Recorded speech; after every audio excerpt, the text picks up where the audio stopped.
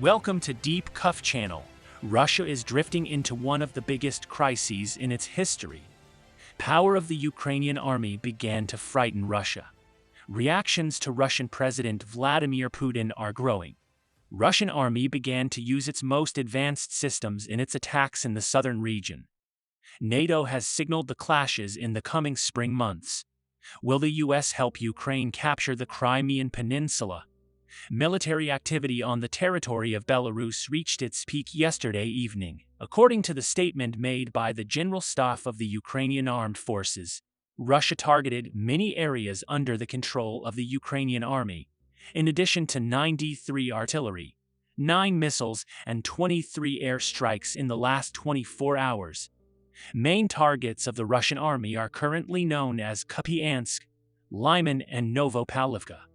It is stated that the Ukrainian army, which successfully responded to these Russian attacks, repelled all of the Russian attacks in 16 regions and immediately launched a major counterattack. It is stated that the Ukrainian army targeted 30 Russian positions and 7 anti-aircraft systems by using the HIMARS systems sent to the region by the USA. It is also stated that the Ukrainian army has sent an intense tank destroyer team especially to the Bakhmut region.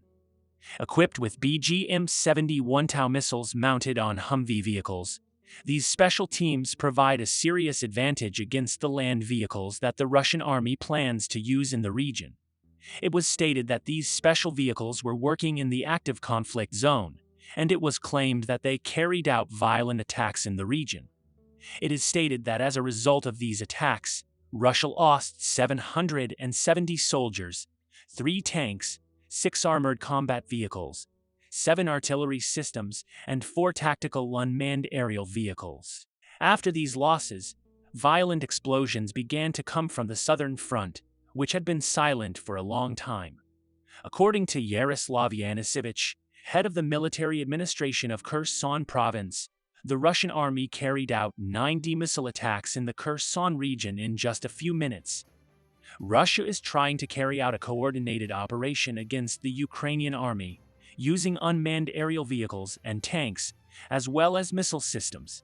According to the sources in the region, Russia started to use the T-14 Armata tank to increase its success in the operations it carried out in the region. If these claims are true, we could see Russia's most advanced main battle tank landing at the front for the first time.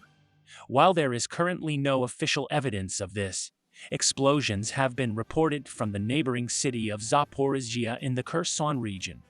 According to the head of the military administration of the Zaporizhzhia region, Oleksandr Staruk, Russia carried out a total of 224 attacks in the southern region during the day.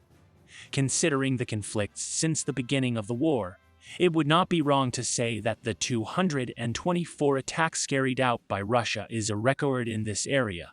However, Ukrainian sources announced that Ukrainian air defense systems successfully blocked 200 of the Russian attacks. This means 90% success. Meanwhile, the Ukrainian army has started to take new measures against the attacks of the Russian army towards the south in recent days.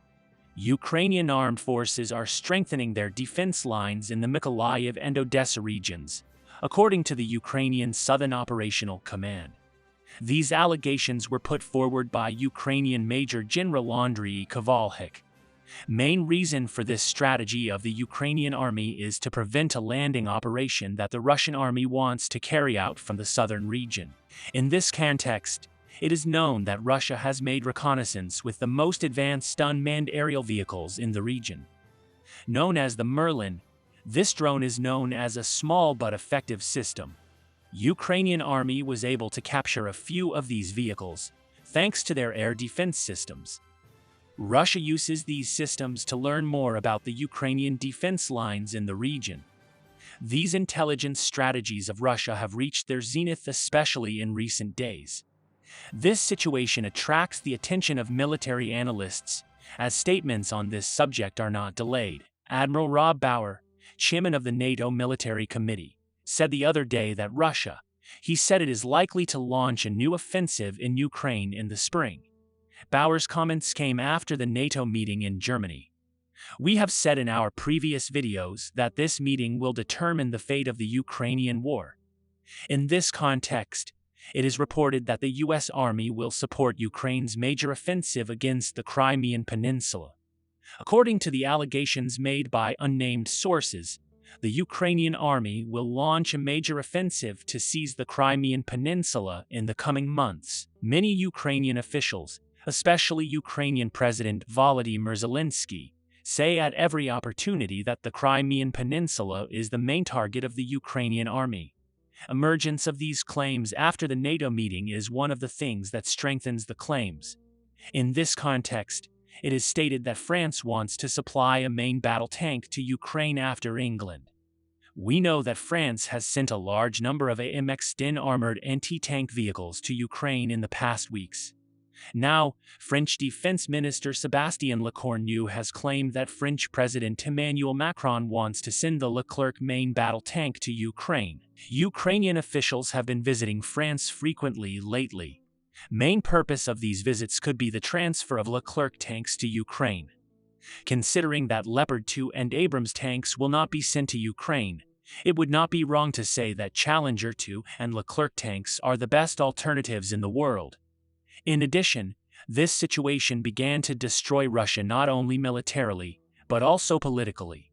It is stated that Russian President Vladimir Putin's authority in his country has been seriously damaged due to his recent failures and losing the war. Many Russian officers do not want Vladimir Putin's rule, according to the latest report from the Independent Institute for War Studies.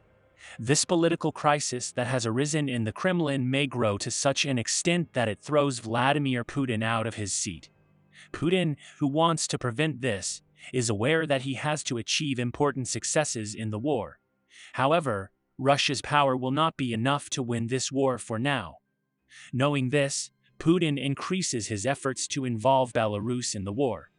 Allegedly, 11 attack helicopters belonging to the Russian Air Force were deployed to the Belarus-Ukraine border. Known as the Brest region, this region is a region where Russia's military bases are located. Ukrainian intelligence sources claim that the main reason for this move by Russia is to increase tensions in the region. In addition to helicopters, Russia has started flying MiG-31 warplanes equipped with hypersonic Kinzhal missiles over Belarus. According to local sources, a few hours ago MiG-31 warplanes took off from a military airfield in Machulishchi. Main point here is the Kinzhal missiles carried by Russian planes. These missiles are among Russia's most advanced missiles and have a very high effective range. As soon as it became known that MiG-31 warplanes were taking off with Kinzhal missiles, a large-scale air strike on Ukrainian territory was announced. However, Russia soon took down these planes. Main reason for Russia's increased military activity in this region is to distract the Ukrainian army. This is exactly the main reason for the joint military exercise with Belarus. Russia is aware that it cannot win this war as long as the support given by the Western countries continues. That is why he is trying to divide the forces of the Ukrainian army. Regardless, the winner of this war is clear. Victory to Ukraine. We will continue to monitor the world and especially Ukraine. We'll see what happens in the next few days. We have reached the end of another video. You can support us by liking the video. You can easily follow new videos by subscribing. I wish you all a war-free day. See you.